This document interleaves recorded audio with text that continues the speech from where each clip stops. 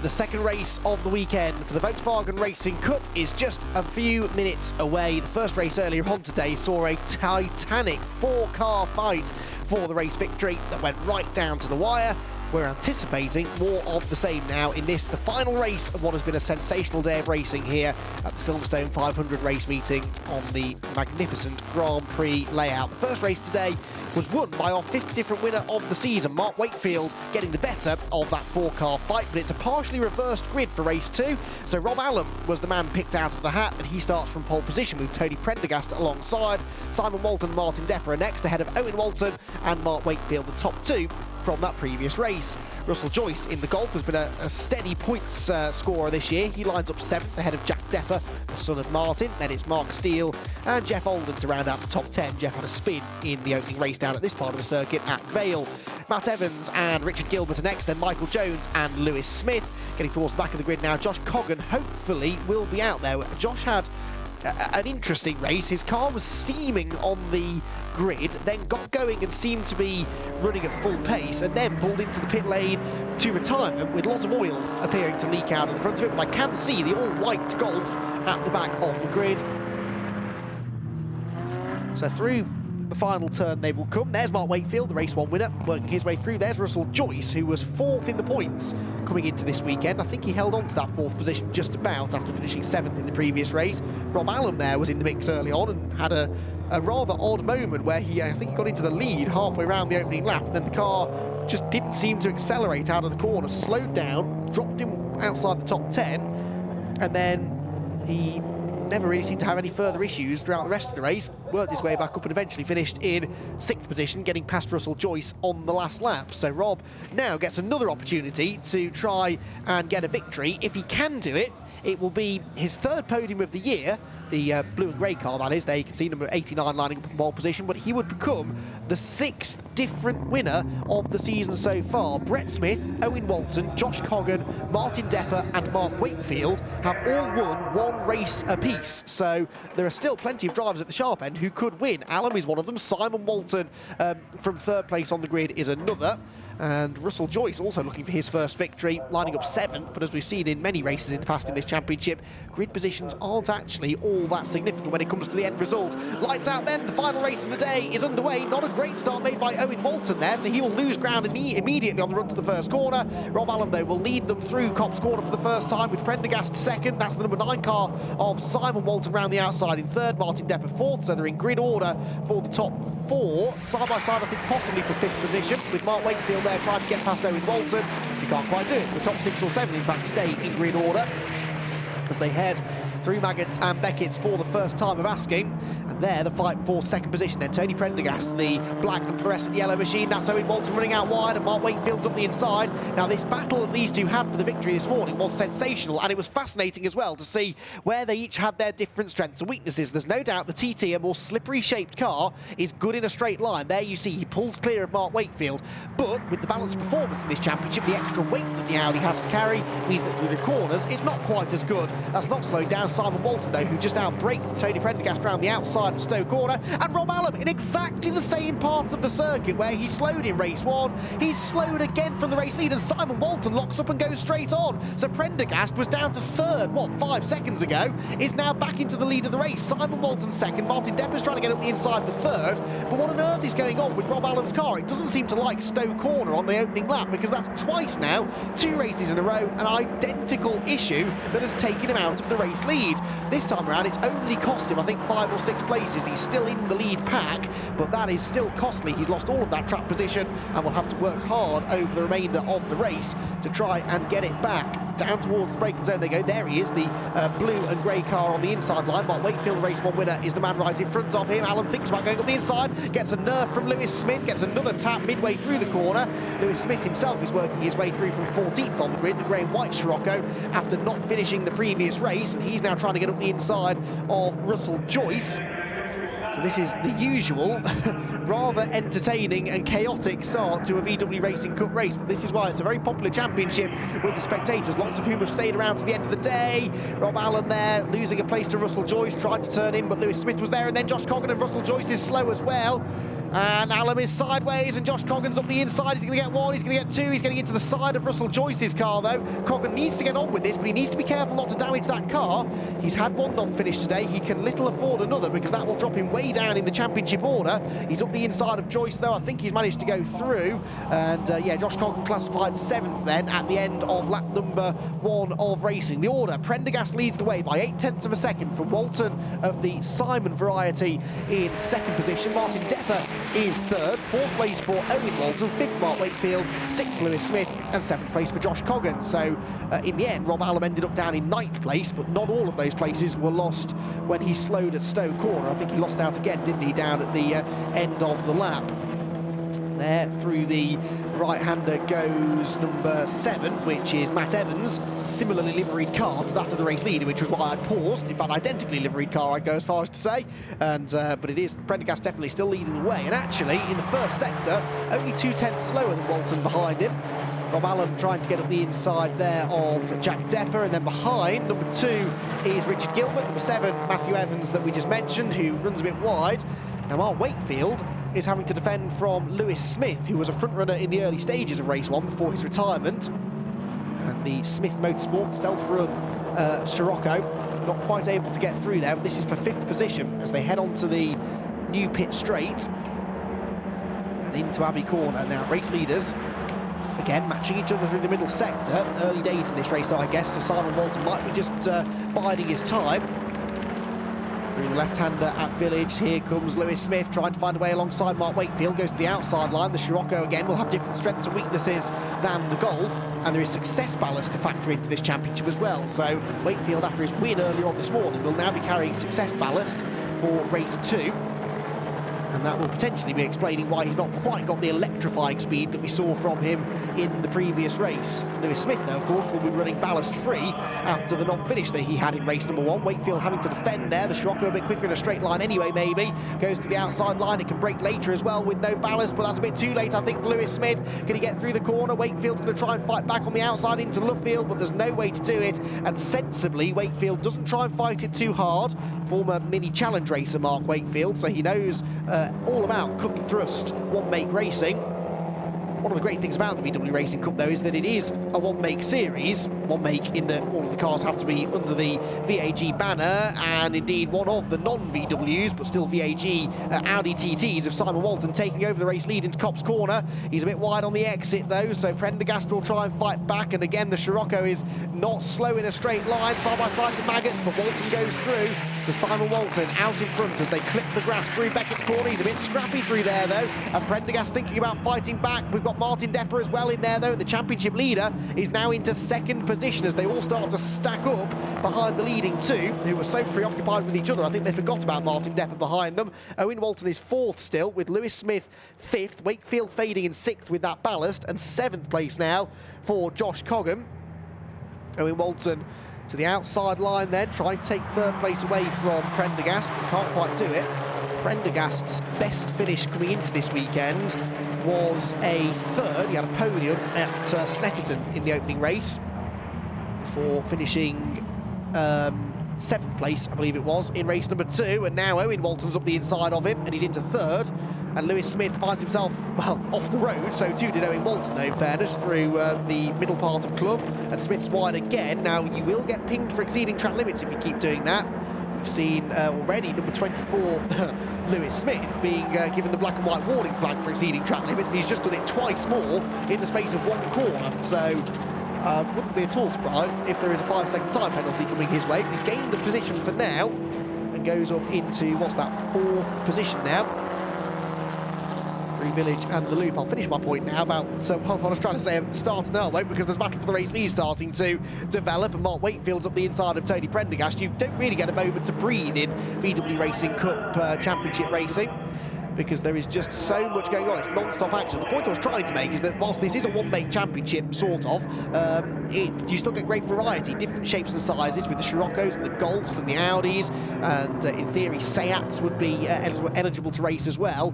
There's a balanced performance that makes sure that it's a level playing field before you start throwing success ballast at various cars, and you do get to, unlike in many one-make championships, things like the Mini Challenge, for example, where every car is identical, and so the driver makes all of the difference. Here, the driver learns how to take advantage of various strengths and weaknesses around the track, and that is important because for most of the top tiers of motorsport, it's not one-make.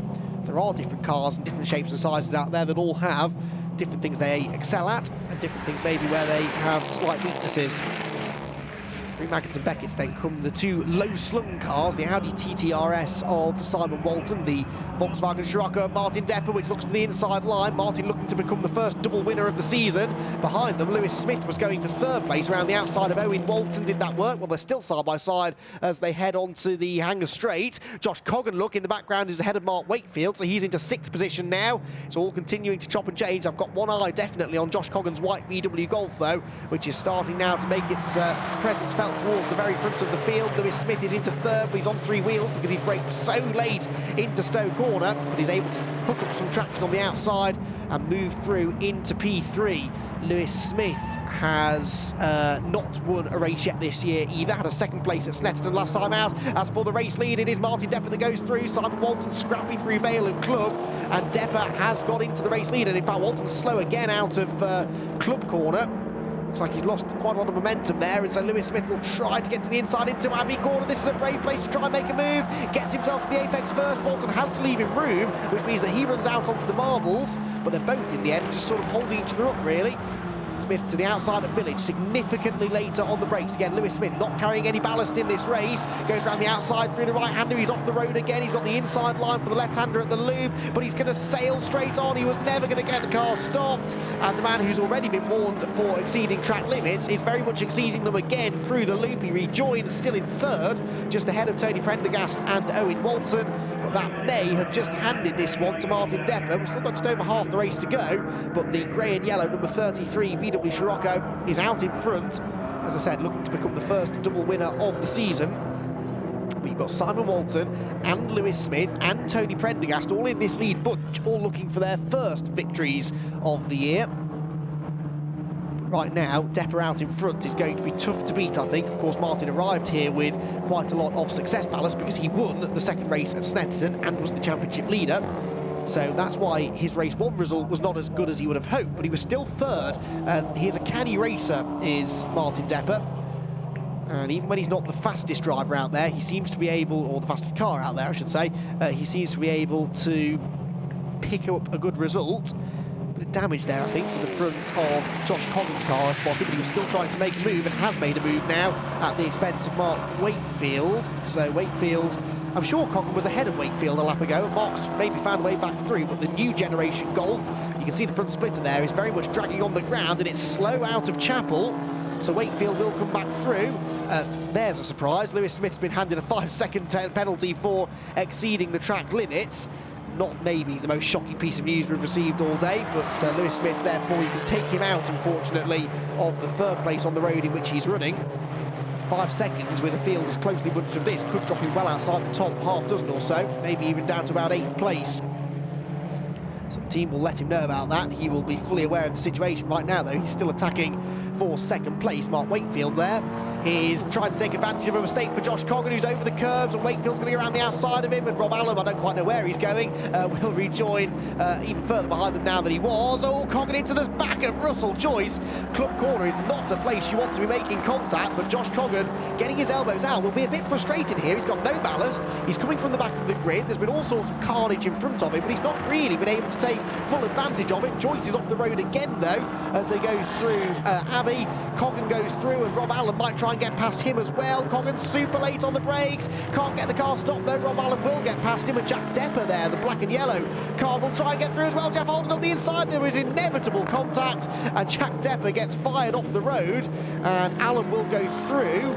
A discussion inevitable, I think, between those two and maybe even the clerk of the course after the race. Russell Joyce tries to get past Holden, can't do it, loses momentum. Jack Depper gets the run on him again. This is typical VW Racing Cup action here. You don't know where to look next. There are battles up and down the order, and because they're not the most powerful of cars, they're proper racing cars, but they're not all that powerful, so all of these side-by-side and indeed sideways moments are significantly holding everybody up. It stacks the field up and then creates more chaos usually. So a fair bit of bumping and boring there in that little group. And what has been the end result? Well, Martin Depper now enjoys a 1.6 second lead over Simon Walton in second. Third place on the road is Lewis Smith, but with a 5-second penalty already for exceeding track limits, and still a third of the race to go. So he'll have to really be careful now with track limits for the remainder of the race. Owen Walton is fourth. Tony Prendergast fifth. Sixth place is Mark Wakefield then at the end of that lap. Then seventh position for Rob Allen, eighth Josh Coggan, ninth Russell Joyce, and 10th Jeff Holden. Right, I've taken my eyes off the screen for a good 10 seconds, so something must have changed. This is the fight between Owen Walton and Lewis Smith. So yes, it has changed. Walton is now third on the road. He was already third, really, on corrected times with Smith's penalty, and Smith now almost bailing out of this one because Prendergast's going to drive past him as well down the Hanger Straight. Black and white warning flag now being handed out to Matthew Evans, although he's running down in 12th position. Not a penalty as yet, but a warning that if he exceeds track limits again, a 5-second penalty will be his as well. Down into Village, Vale, excuse me, where Mark Wakefield's next task is to try and hang on to 6th position from Rob Allen. Oh, and that's why Lewis Smith was fading. The car looks like it's overheating. There's a lot of steam coming from the front of the car. I can't see any fluid trickling down underneath, so I don't think it's engine related as such. I think it's engine related in that the engine's too hot, but I don't think it's an engine blow up. That was a fairly gradual fading of pace. Here's a replay of everything that happened a lap ago, where Josh Coggan went wide at Village, then tried to fight his way back in line. Jeff Holden didn't brake until far too late into the loop. Jack Depper closed the door, there was contact. Russell Joyce got up the inside as well, and in the end, Depper, having lost ground at one corner, then takes advantage of the side-by-side battling in front of him through Aintree to get back up the inside again, down the back straight. Right, race leaders then. It was Martin Depper who had a 1.6 second lead at the start of this 6th lap of the race. In the first sector, they matched each other. In the second sector, Depper was quicker. And in third sector, though, he was 4/10 slower than Walton. So Walton has caught him overall on this lap. There, Rob Allen is now past Mark Wakefield for what is now 5th place with the demise of Lewis Smith. So Wakefield, again, just solidly picking up the points here, really.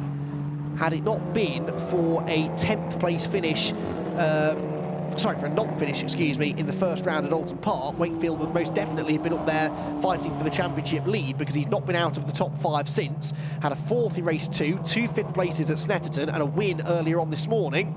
So if he can get another top 5, then, or even a top 6 would do him, really. That would be some solid championship point scoring, especially with people like Josh Coggan struggling a bit. Josh is still down in 7th place. Martin Depper is really going to be the big winner here.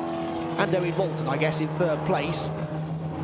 Depper is going to, if things finish as they are now, actually extend his points lead. The lead gap, by the way, did come down by about half a second. So Depper to Walton just over 1.1 seconds now. This is the fight for 3rd. Owen Walton and Tony Prendergast. At the end of sector 1, the gap is 0.4 of a second. At the start of the lap, it was nearly 0.6 of a second. So Prendergast using the slipstream down the Hanger Straight to close in on the Audi, which drifts a bit wide. We saw struggling a little bit for handling ability in the previous race compared to the Golds and the Sirocco's. Now with some success ballast applied, Owen Walton struggling even more. He's got the success ballast for finishing 2nd in race 1. So he's doing a good job, really, to hang on to this 3rd place ahead of Prendergast, who was only 5th. So I think we'll have a bit of ballast, but not a huge amount.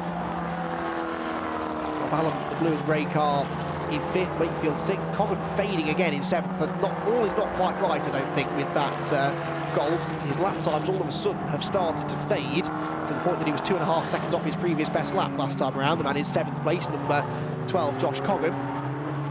So I wonder whether or not he's starting to see maybe a return of the issue he had in race 1, and perhaps he's going to try and just coax the car home, because as we've made the point, with a few others having difficulties in this race, if he can just salvage a top 7 or 8 finish, it's at least some points. Back down the Wellington straight they go then. Rob Allen flashing the lights there at the cars in front, hoping to force a mistake out of Tony Prendergast, who is busy in turn trying to force one out of Owen Walton. Through Luffield corner there, the black and grey and fluorescent yellow number 5 of Prendergast going on to what will now be the penultimate lap of the race. Rob Allen a bit wide through Luffield, and I wondered for a moment whether or not the similar Golf of Mark Wakefield might be about to take advantage of that, but Mark, with all of that weight certainly hurting his pace in this race, isn't quite able to apply the pressure into Copse corner. There's Prendergast then through the first turn. The lead gap out to 2.6 seconds that time around, so Depper getting away now most definitely from Simon Walton second, Owen Walton third, Tony Prendergast fourth, Rob Allen fifth, Mark Wakefield still rounding out the top 6. Lewis Smith, the only retirement in the race at the moment, had set the fastest lap earlier on, a 1:23.458, which was actually within about 1/10 of a second of Josh Coggan's fastest lap from the previous race, so it was strong speed being shown by Lewis Smith while it lasted, but things got a bit too hot under the bonnet, and he is, unfortunately, a retirement in this one. Down to the right-hander at Stowe corner comes this fight for third. Prendergast applying the pressure, but not really looking all that likely to find a way past Owen Walton for the time being. Prendergast's best finish, let me remind myself, yes, was that podium last time out, so this will be his second top 5 finish of the year. He'd like to make it his second podium finish of the year, though, of course. Cars 2 and 12 being warned for track limits. 2 is Richard Gilbert running down in 13th place, but 12 is Josh Coggan significantly in 7th. So to add to his concerns, he's now being warned for exceeding track limits. I wonder whether or not that's maybe adding to his lack of pace, as he just tries to make sure that he doesn't exceed the track limits and get a really wholly unnecessary penalty. Owen Walton really had to cut across to defend into Village that time. Tony Prendergast trying to get to the inside. Now Prendergast will have the much wider line into the loop. He'll try and turn in, but yes, Owen Walton saw that coming a mile off and just stopped on the apex to halt the progress of Prendergast, who was trying to get the wide line in and the tight line out. Onto the Wellington straight for the penultimate time. That's just bunched this group of 4 cars together again now, though. So the Audi ahead of the Scirocco, ahead of the 2 Golfs behind. The Audi may be starting to fade a bit. We said in race 1 that the cars that are carrying the weight, not only are they slower through the corners, but they will chew up their tyres, they'll overheat their brakes a bit more than the lighter cars, because those components are working harder to get the cars around the corners, and there are lots of corners on this 3.66 mile Silverstone Grand Prix circuit. Down to Copse they will go, and no move made on this occasion then. Final lap of the race, final lap of the day begins. It's been another really entertaining encounter, this, from the VW Racing Cup.